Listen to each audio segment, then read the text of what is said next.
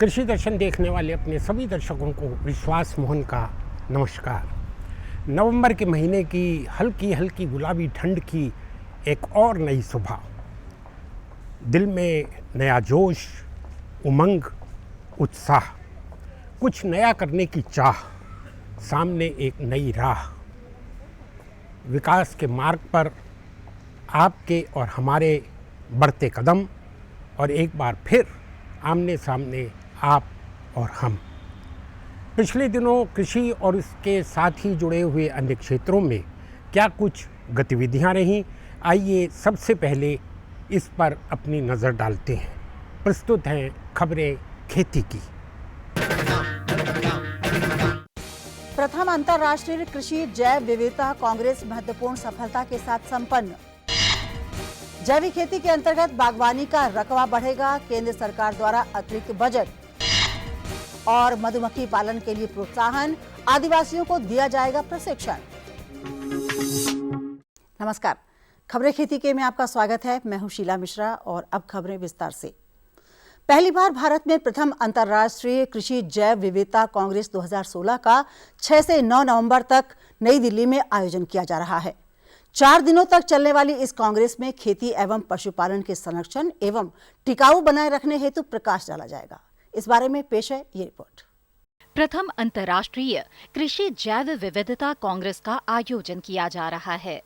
इस कांग्रेस में 60 देशों से लगभग 900 से अधिक प्रतिनिधि भाग ले रहे हैं।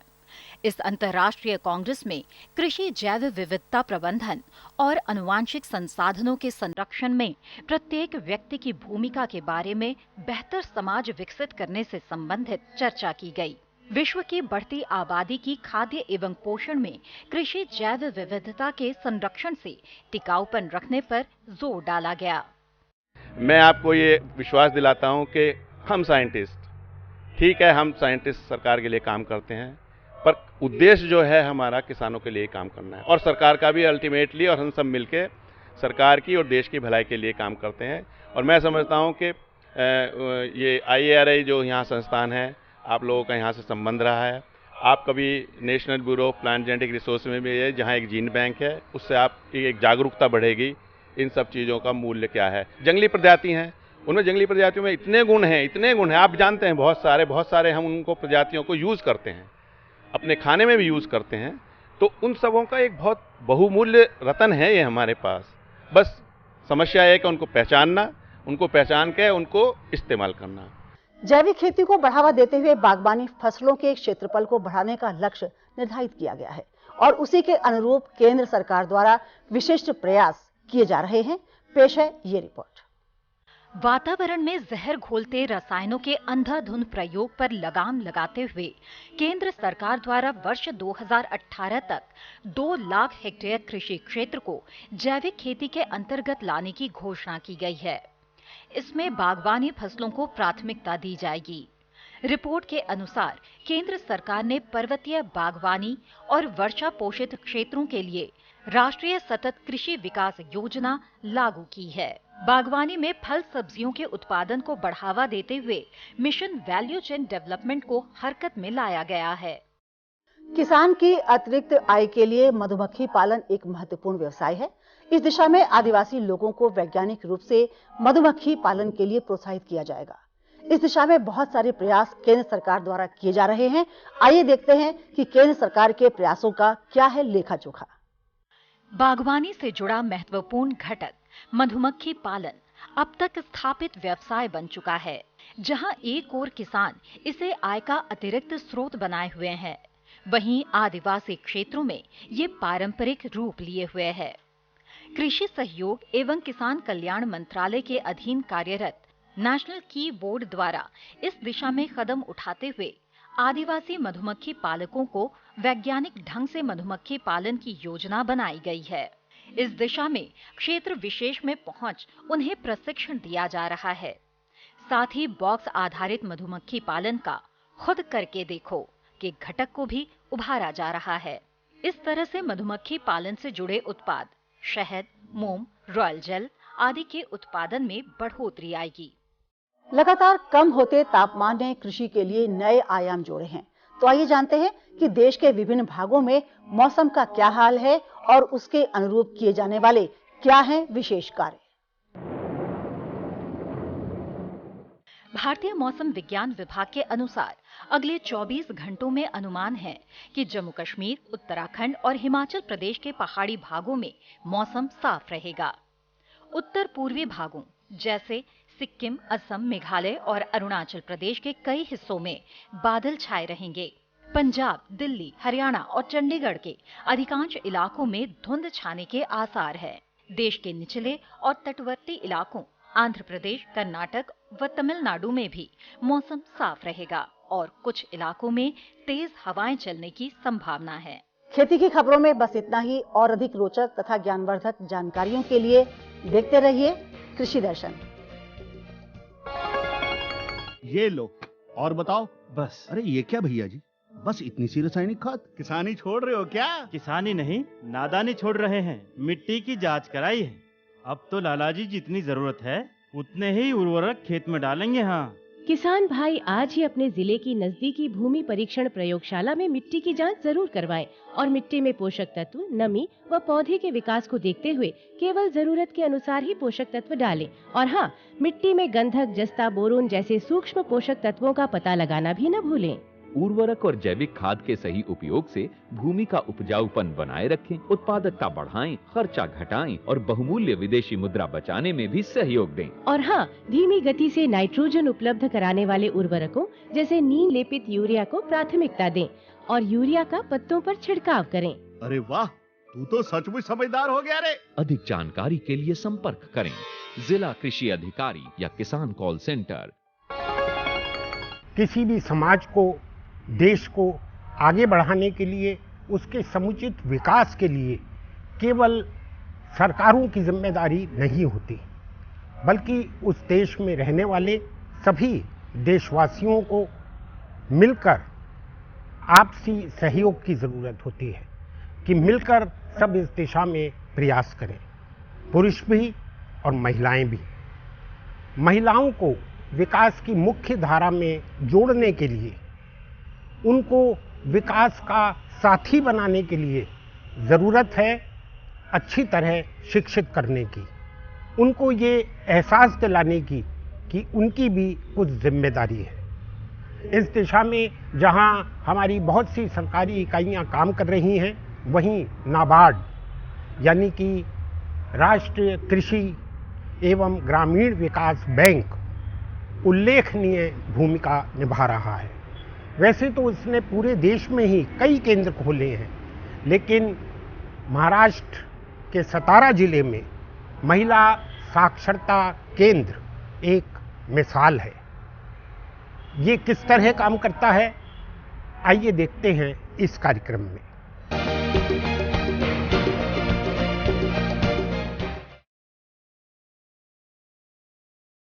कृषि के क्षेत्र में अग्रणी होने के बावजूद ग्रामीण इलाके आज भी बैंकिंग सुविधाओं से दूर हैं।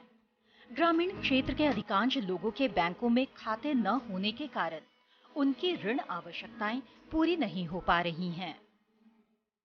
इस कमी को दूर करने के लिए राष्ट्रीय कृषि एवं ग्रामीण विकास बैंक यानी नाबार्ड तेजी से प्रयास कर रहा है। ग्रामीण लोगों को बैंकिंग के मुख्य प्रवाह में लाना नाबार्ड की प्राथमिकताओं में शामिल है। नाबार्ड की इस योजना को साकार करने में महाराष्ट्र के सतारा जिले में स्थित सतारा मध्यवर्ती सहकारी बैंक लिमिटेड और उसके सहयोग से चलने वाला यशवंतराव चौहान आर्थिक सहायता केंद्र यानी YCFLC काफी प्रभावी भूमिका निभा रहा है। संस्थान के इन सराहनीय प्रयासों के चलते इन्हें पुरस्कृत भी किया जा चुका है। आइए जानते हैं इसके सराहनीय प्रयासों के बारे में। बैंकिंग सेवा आज की जरूरत बन चुकी है। कृषि के क्षेत्र में इसकी जरूरत और भी बढ़ रही है। कृषि संबंधी ऋण योजनाएं हो या प्रधानमंत्री के प्रयास से चलाई जाने वाली दुर्घटना बीमा योजना या फसल बीमा योजना, इन सभी में बैंकों का प्रयास काफी अहम माना जाता है। महाराष्ट्र के सतारा जिले में स्थित सतारा मध्यवर्ती सहकारी बैंक लिमिटेड इस बारे में सराहनीय प्रयास कर रहा है। इस बारे में केंद्र की समन्वयक राजश्री काले कहती हैं कि किसानों को फसलों के बारे में जानकारी होने पर उन्हें बेहतर मदद मिल सकती है। इनके प्रयास से ग्रामीण महिलाएं गठ बनाकर बैंक खाता खुलवाने से लेकर उन्हें रोजगार के प्रति प्रेरित भी कर रही हैं। समाज में हमारे जो किसान भाई है वो अशिक्षित है, उनको पता नहीं चलता कि किसान कैसे कौन सी फसल हम उगा सकते हैं और कौन सी फायदेमंद है। उनकी जानकारी, हवामान, जमीन, उनको क्या अच्छा लगता है, कौन से पीकों को कौन सा हवामान अच्छा लगता है, ये जो हमें ये टच स्क्रीन पोर्टल से हमें पता चल सकता है। और ये जो है ये सब फसल जैसे कि बटाटा है, आले है, स्ट्रॉबेरी है, टोमेटो है, इससे वो जब स्क्रीन पे बोर्ड डाल के उन्हें सब जानकारी मिल सकती है। प्रधानमंत्री जीवन ज्योति बीमा योजना हो या प्रधानमंत्री जन धन योजना, इस बारे में यशवंतराव चौहान आर्थिक सहायता केंद्र से जुड़कर गठ बनाने वाली राधिका गणपति ने कहा कि कोरे गांव में उन्होंने इस बारे में ग्रामीण महिलाओं को जागरूक कर खाते खुलवाए। येथून मी बोलत आहे की पंतप्रधान जीवन योजना आम्हाला आर्थिक साक्षरता केंद्रातून भेटली। तिथून आम्ही हा योजना घेतली। तिथून ही योजना आम्ही सुरू केली। नंतर ही योजना भरल्यानंतर 3 ते 4-5 हप्ते गेले तो माझ्या मुलाचा हार्ट अटॅकने मृत्यू झाला। ते वर आम्ही नंतर ते माहिती दिली, ते सर्व आम्हाला 2 लाख रुपये भेटले। गिरिजा महिला गठ बनाकर महिलाओं को रोजगार के लिए प्रेरित करने वाली अर्चना जाधव ने कहा कि महिलाएं मास्क, बेल्ट आदि बनाकर आर्थिक रूप से मजबूत हो रही हैं। मैं सातारा में गिरिजा महिला बचत गठ चलाती हूँ और हमारा जो बचत गठ है वहाँ के जो लेडीज़ है वो ज़्यादा पढ़े लिखे न होने के वजह से वो जो भी प्रोडक्ट बनाते हैं वो इस प्रकार के हैं।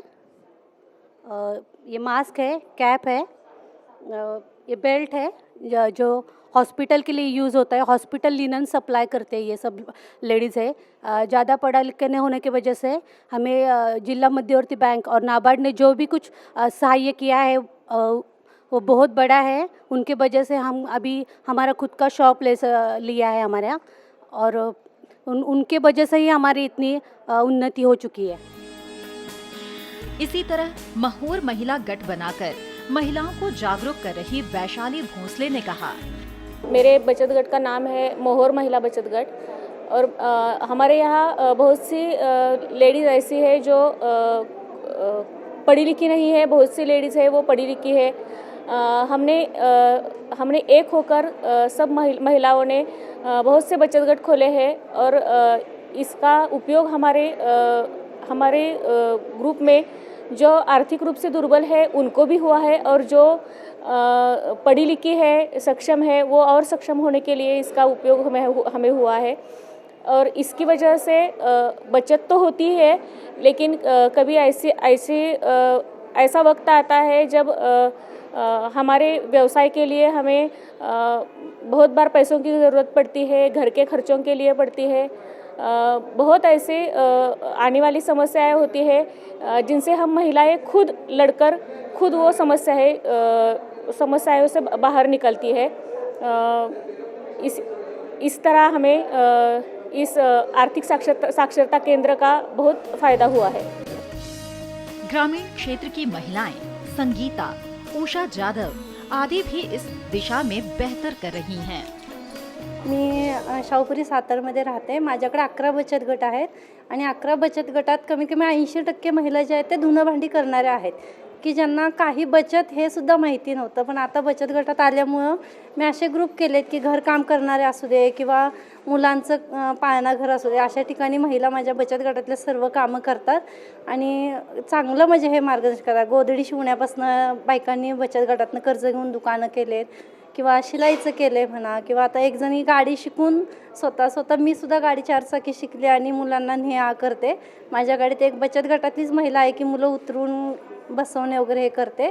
आणि माझ्या बचत गटामुळं एवढं झालं की मला बँकेचे व्यवहार म्हणा, काय बाहेरचं जग आहे हे माझ्यामुळं माझ्या सगळ्या मैत्रिणींना पण कळालं. त्याच्यामुळे त्या खूप आनंदी आहेत आणि बचत गटात यावं आणि बचत गट करावे हेच माझा संकल्प आहे. मैंने 12 साल हो गए मैंने बचत गट शुरू कर दिया है. इसके माध्यम से मैं जब बैंक में आती हूँ तब बहुत कुछ जानकारी मिल जाती है. लेकिन अभी जो नाबार्ड की तरफ से साक्षरता केंद्र शुरू हुआ है उसके माध्यम से बहुत जानकारी मिल रही है. घर बैठे हमें SMS आते हैं, हमने खाते में पैसे कितने हैं, हमारे खाते में पैसे कितना खर्च हुआ है, ये सब के SMS हमें पहुंच जाते हैं घर बैठ के. और ये जो मोबाइल बैंकिंग है इसलिए इस मोबाइल बैंकिंग के तरफ से हमें कुछ बैंक में जाकर लाइन लगाना नहीं पड़ता है. और जो बिल आते हैं, लाइट बिल आता है, वो पानी बिल आता है, वो हम घर बैठ के भर सकते हैं. जो लोन है, लोन की फैसिलिटीज़ है, ये सब हमें बैंक की तरफ से मिलता है. ज़्यादा से ज़्यादा जानकारी हमें इस बैंक से मिलती है. और हमारा काम जो है तो बहुत सुलभ हो रहा है. इसलिए बैंक बहुत जानकारी देती भी है और ये साक्षरता केंद्र के माध्यम से हमें बहुत जानकारी मिल रही है. नाबार्ड की योजना को साकार करने में जुटे सतारा मध्यवर्ती जिला सहकारी बैंक के महाप्रबंधक मधुकर विट्ठल जाधव ने कहा, ये जो FLC सेंटर है, फिनेंशियल लिटरेसी सेंटर, आर्थिक साक्षरता अभियान, जो सेंटर्स है हमारे निगरानी में आते हैं. हम उनसे फॉलोअप करते हैं, जो काम करते हैं उन पर हम निगरानी करते हैं, सूचनाएं देते हैं और ये काम कैसा परिणामकारक होना चाहिए ये हम देखते हैं. जो हमारे अंडर 11 जो 11 तालुकाज है तहसील्स, वो तहसील में ये आर्थिक साक्षरता अभियान के केंद्र है. उसमें हमारे बैंक ने जो 11 सुपरवाइज़र्स की नियुक्ति कर दी है, वो 10 से 6 बजे तक ऑफिस में रहते हैं. 10 से दोपहर तक ऑफिस में जो ग्रामीण लोग आते हैं उनसे बैंक की योजनाओं की इन्फॉर्मेशन देती है. वो बैंक की जो योजना है, जो इंश्योरेंस के है, जो बैंक के सेवा ये है, अकाउंट्स ओपन करना, उसमें सेविंग्स करना, और जो बैंक की योजनाओं के जो बेनिफिट्स है उसके बारे में ये जो संयोजक है वो उन्हें लोगों को बताते हैं और लोगों को इसका बेनिफिट होता है. और दोपहर से वो जो संयोजक है अभी ग्रामीण रूरल एरिया में जाते हैं, उधर जो पावर पॉइंट प्रेजेंटेशन दिखाते हैं, बैंक की योजनाएं, जो नाबार्ड की योजना है वो लोगों को समझाते हैं और उन्हें इसमें पार्ट्स लेने के लिए प्रवृत्त करते हैं.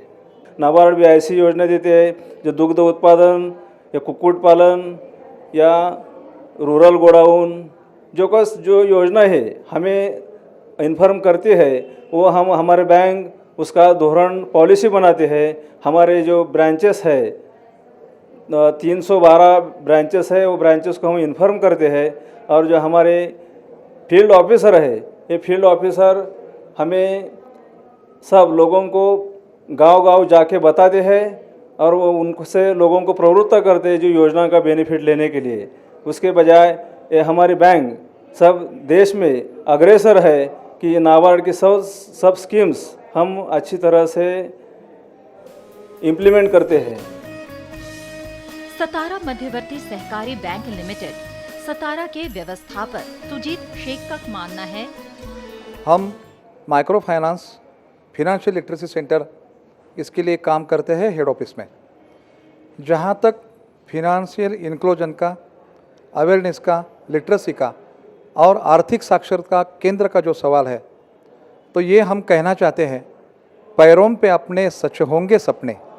ये सपने सच होने के लिए नाबार्ड ने ये जो बढ़िया स्कीम दिया है, रीच टू अनरीच, जो भी अभी तक नहीं आ पाए हैं इस बैंकिंग सुविधाओं में, इस प्रवाह में उन सबको जोड़ने का एक बढ़िया जरिया हमको मिला है नाबार्ड की ओर से, और उसका नाम है आर्थिक साक्षरता केंद्र, FLC सेंटर। नाबार्ड ने हमको बहुत सारे कैंप दिए हैं, बहुत सारे योजनाएं दी है, ताकि जो भी अनरीच है वहां तक हम आसानी से पहुंच पाए। बैंक और यशवंतराव चौहान आर्थिक सहायता केंद्र से जुड़कर भारती, शाहीन और बाउताई जैसी महिलाएं इस काम में लोगों को जागरूक कर रही हैं। मैं भारती नागेश कालंगे, मैं सुरभि महिला मंडल की अध्यक्ष है। मैंने सुरभि महिला मंडल के अंतर्गत 22 बचत गट की स्थापना कर दी है। उसमें से 440 महिला एक कट्टा जुड़ा है। वो सब महिला, कोई साक्षर था, कोई निरक्षर था, लेकिन सब एक साथ करके एक रेशनिंग दुकान खोल दिया है, एक किराना दुकान उसके लिए चलाती है। वो सब औरत है, उसके बच्चे का प्रॉब्लम शिक्षण का होता है, कोई आर्थिक होता है, उसके लिए सब बचत गट में उसको ताकत देती है। वो सब अच्छा काम किया, इसलिए मेरे को महाराष्ट्र शासन का जो पुरस्कार मिल गया, पुण्यश्लोक अहिल्यादेवी होळकर, वो पुरस्कार में मेरी चुनौती हो गई, इसलिए मेरे को बहुत खुशी है। मैंने बैंक और बचत गट में से कुछ पैसे कर्जा उठाकर मैं मेले में बिजनेस करती हूँ छोटा मोटा, और मेरा बिजनेस भी अच्छा हुआ। मुझे बैंक और बचत गट की वजह से बहुत फ़ायदा हुआ। मैं मेरे मर्द के लिए एक ऑटो ले सकी, मेरे बच्चों के लिए गाड़ी छोटी ले सकी, और अब मैं मेरे खुद के घर में भी रहने गई जा सकती हूँ। मैं विकास नगर बचत गट में काम करती हूँ। मेरा लड़का भी सिविल इंजीनियर बना, वो भी बचत गट माध्यम से। मुझे जिला बैंक के अर्थ सहकारी खूब मिला, बहुत बड़ा हो गया, और मुझे समाधान है। वो मतलब आर्थिक व्यवहार मुझे बहुत पसंद है, मुझे भरपूर पाया। इस बारे में राष्ट्रीय कृषि एवं ग्रामीण विकास बैंक यानी नाबार्ड की सहायक महाप्रबंधक प्रबोधिता पांडे का कहना है कि संस्थान का प्रयास है कि हर किसी को बैंक प्रोडक्ट उपलब्ध कराया जाए। सतारा जिला मध्यवर्ती सहकारी बैंक ने इस साक्षरता केंद्र की स्थापना की है। आप ये देख रहे होंगे कि इस केंद्र में बहुत सारे नोटिस लगे हुए हैं, बहुत सारी जानकारी दी गई है लोगों के लिए, ताकि वो जान सकें कि वो किन किन बैंकिंग प्रोडक्ट्स का उपयोग कर सकते हैं और उनकी ज़रूरतों के मुताबिक कौन कौन से बैंकिंग प्रोडक्ट्स उपलब्ध हैं, न केवल इस बैंक के पास बल्कि आसपास के अन्य बैंकों के पास भी। नाबार्ड चेष्टा करता है कि इस प्रकार के साक्षरता केंद्र हर डिस्ट्रिक्ट के हर ब्लॉक में, हर ब्रांच की ओर से बनाया जाए, ताकि बैंक को लोगों के नज़दीक ले जाया जा सके और लोगों को बैंकिंग व्यवस्था के नज़दीक लाया जा सके। नाबार्ड का ये प्रयास है कि इस तरह के साक्षरता केंद्रों को वो प्रोत्साहित करते हैं और उसके लिए अनुदान राशि दी जाती है। जिस भी बैंक के द्वारा एक साक्षरता केंद्र बनाया जाता है उसको नाबार्ड की ओर से 5 लाख तक का अनुदान मिलता है। यह अनुदान कैपिटल एक्सपेंसेस के रूप में भी हो सकता है और ऑपरेटिंग एक्सपेंसेस के रूप में भी हो सकता है। कैपिटल के तहत आप देख रहे होंगे कि यहाँ पर लैपटॉप है, ओवरहेड प्रोजेक्टर है, यहाँ पे फर्नीचर है और ये जितना भी डिस्प्ले मटेरियल है, आपको यहाँ पे ब्रोशर्स और पैम्फलेट्स भी दिखेंगे। इन सभी के खर्चे नाबार्ड वहन करता है कम से कम 3 साल की अवधि तक। और इसके सिवाय जो मासिक ऑपरेटिंग एक्सपेंस है, चाहे वो बिजली का हो, चाहे इस जगह का रेंट हो, चाहे वो इन काउंसलर्स की सैलरी हो, इस प्रकार के जितने भी ऑपरेटिंग एक्सपेंसेस मासिक होते हैं उनको भी नाबार्ड 3 वर्ष तक वहन करता है। कुल मिला के राशि 5 लाख तक की दी जाती है। साथ बोलो ए बी। अरे नादान, बच्चे को एबीसी सिखा रहा है। अरे काम धंधे की एबीसी तू कब सीखेगा? ये देख विज्ञापन, तेरे जैसे कृषि विज्ञान सीखे हुए युवाओं के लिए भारत सरकार के कृषि मंत्रालय ने एक योजना बनाई है, ACABC। ACABC? जी हाँ, ACABC यानी एग्री क्लिनिक्स और एग्री बिजनेस सेंटर। इसके तहत कृषि विज्ञान पढ़े युवाओं का चयन होने पर उन्हें मुफ्त ट्रेनिंग दी जाती है और हाँ, अपना कारोबार चलाने के लिए बैंक से लोन भी मिलता है। इसके साथ ही अगर युवा अपने इलाके के किसानों की खुशहाली के लिए उन्हें खेती बाड़ी व अपने कारोबार से जुड़ी लाभदायक जानकारी देते रहेंगे तो उन्हें लोन पर 36 से 44% तक की सब्सिडी भी मिलेगी। तब तो मैं जरूर सीखूंगा काम धंधे की एबीसी। शाबाश, चलो अपनाएं स्वरोजगार, खेती में हो विकास अपार। आपको हमारा कार्यक्रम कृषि दर्शन कैसा लगा? अपने सुझाव, प्रतिक्रियाएं एवं सवाल हमें इस पते पर भेजें। कृषि दर्शन, कमरा नंबर 10, सीपीसी दूरदर्शन, खेलगांव, नई दिल्ली 110049। और अब क्योंकि इसी के साथ ही हमारे आज के कृषि दर्शन का समय यहीं पर समाप्त हुआ जाता है, हम अपने दर्शकों से आज्ञा चाहेंगे। मिलेंगे अगली बार, तब तक के लिए नमस्कार।